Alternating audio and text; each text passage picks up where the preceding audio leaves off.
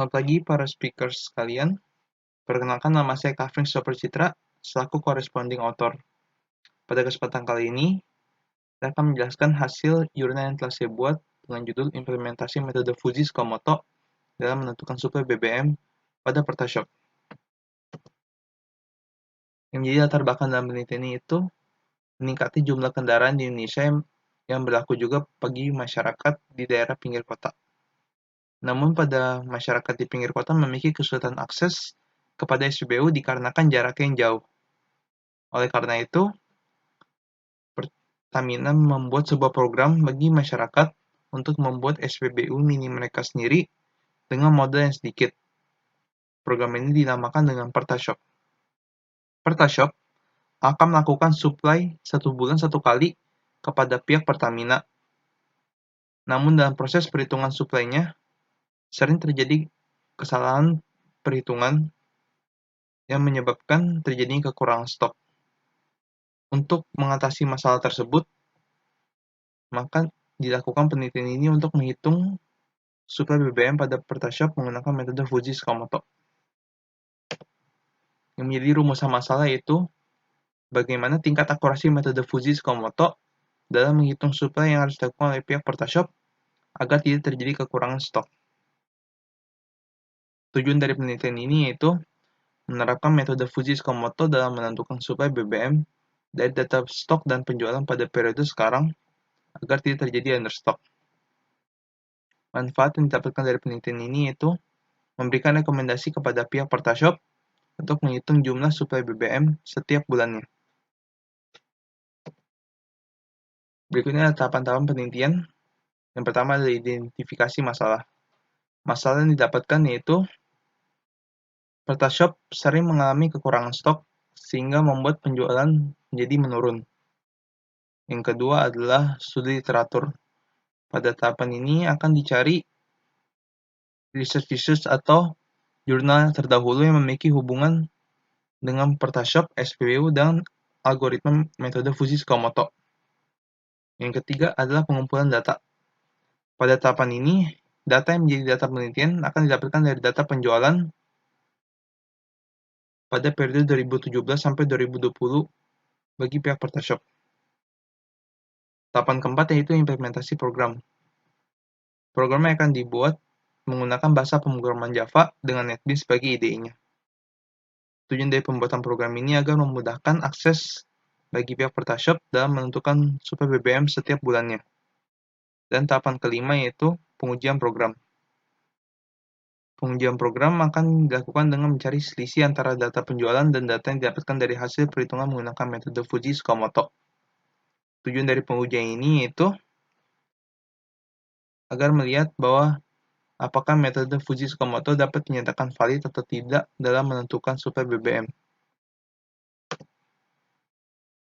Berikut ini adalah tahapan-tahapan Fuji Tsukamoto. Yang pertama, user akan diminta untuk melakukan input data penjualan dan data stok pada periode sekarang. Lalu dari data tersebut akan dilakukan pengelompokan sesuai dengan himpunan Fuji yang berlaku. Terdapat 4 himpunan Fuji yang digunakan dalam penelitian ini yaitu penjualan naik, penjualan turun, dan stok banyak dan stok sedikit. Setelah dilakukan pengelompokan, maka akan dilakukan intervensi, yaitu proses pencarian nilai supply pada masing-masing aturan Fuji. Lalu setelah didapatkan nilai supply pada masing-masing aturan, maka akan dilakukan difusifikasi untuk melihat nilai supply yang harus dilakukan oleh pihak PertaShop pada periode selanjutnya. Berikutnya dataset yang digunakan yaitu terdapat 48 data dengan pembagian yaitu 32 data akan menjadi data training dan 16 data akan menjadi data uji. Yang pertama adalah tahapan fusifikasi. Yang pertama adalah variabel penjualan. Dari dataset sebelumnya dapat dilihat bahwa penjualan memiliki nilai minimum yaitu 571 liter dan nilai maksimum yaitu 2.498 liter. Dari data tersebut dapat dibuat dua himpunan Fuji yaitu penjualan turun dan penjualan naik. Untuk mengetahui berapa banyak penjualan yang dapat dinyatakan turun atau naik, maka dapat digambarkan derajat keanggotaan seperti gambar di atas. Dari gambar tersebut dapat dilihat bahwa jika penjualan kurang dari 571, maka nilai keanggotaan penjualan turun adalah 1. Dan jika penjualan lebih dari 2.498, maka penjualan dapat dinyatakan sebagai penjualan naik. Jika penjualan di antara 471 dan 2.498, maka akan digunakan rumus untuk melihat nilai keanggotaan pada masing-masing himpunan. Yang kedua ada variable stok. Dari dataset sebelumnya dapat dilihat bahwa stok minimum yaitu 21 liter dan stok maksimum yaitu 2.258 liter. Untuk memudahkan proses pengelompokan, maka akan digambarkan derajat keanggotaan pada variabel stok, yaitu stok dinyatakan sebagai stok sedikit apabila kurang dari 21 liter, dan stok dinyatakan sebagai stok banyak apabila lebih dari 2.258. Jika di antara 21 dan 2.258, maka akan digunakan rumus di bawah ini untuk melihat berapa masing-masing bagian pada masing-masing himpunan. Yang ketiga adalah variable supply. Dari dataset sebelumnya dapat dilihat bahwa supply yang dilakukan minimum yaitu 400 liter dan maksimum yaitu 2.600 liter. Untuk memudahkan proses pengelompokan, maka akan digambarkan derajat keanggotaan seperti gambar di atas.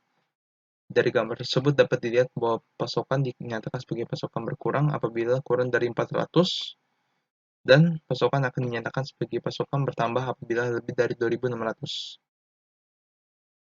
Jika di antara 400 sampai 2.600, maka akan digunakan rumus pada masing-masing himpunan untuk mengetahui masing-masing bagiannya. Dari 4 himpunan fusi tersebut dapat digambarkan atau dibuat 4 aturan fusi, yaitu yang pertama, jika penjualan turun dan stok banyak, maka pasokan berkurang. Dari rumus tersebut akan dicari predikat 1, yaitu nilai himpunan fusi penjualan turun akan dikombinasikan dengan himpunan fusi stok banyak untuk melihat nilai mana yang lebih kecil. Setelah dapatkan predikat 1 akan dicari nilai pasokan 1, yaitu Z maksimum dikurangi predikat 1 dikali Z maksimum dikurangi Z minimum. Aturan kedua yaitu jika penjualan turun dan stok sedikit, maka pasokan berkurang. Dari aturan tersebut akan dicari predikat 2, yaitu nilai himpunan penjualan turun akan dikombinasikan dengan nilai himpunan stok sedikit untuk melihat nilai mana yang lebih kecil. Setelah didapatkan predikat 2 akan dicari nilai pasokan 2, yaitu Z maksimum dikurangi predikat 2 dikali Z maksimum dikurangi Z minimum. Aturan 3 yaitu jika penjualan naik dan stok banyak, maka pasokan bertambah. Dari aturan tersebut akan jadi nilai predikat 3 yaitu nilai himpunan fusi penjualan naik akan dikombinasikan dengan nilai himpunan fusi stok banyak.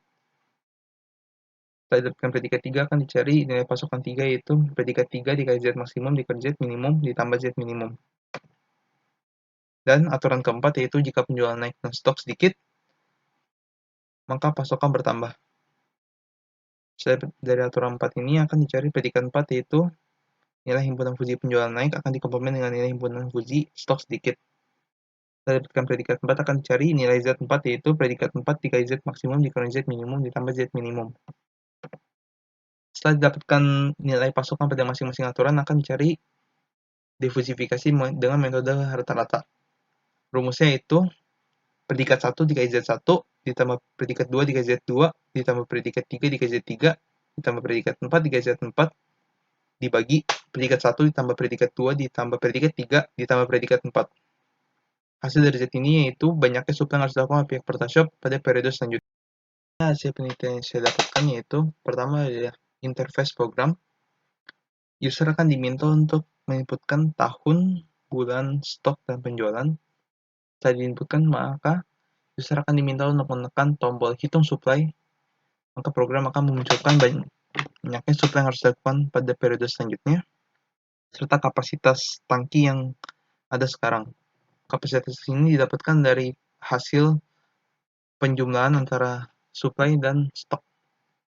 Dari data tersebut akan dimasukkan ke tabel yang akan dikoneksikan ke database sebagai data penjualan.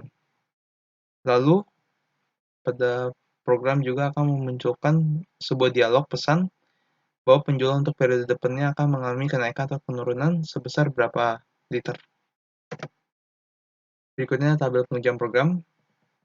Pada kolom 1 yaitu tahun, kolom kedua adalah bulan, kolom 3 adalah data real, kolom keempat adalah data yang didapatkan dari data hasil perhitungan menggunakan metode Fujitsu-Komoto.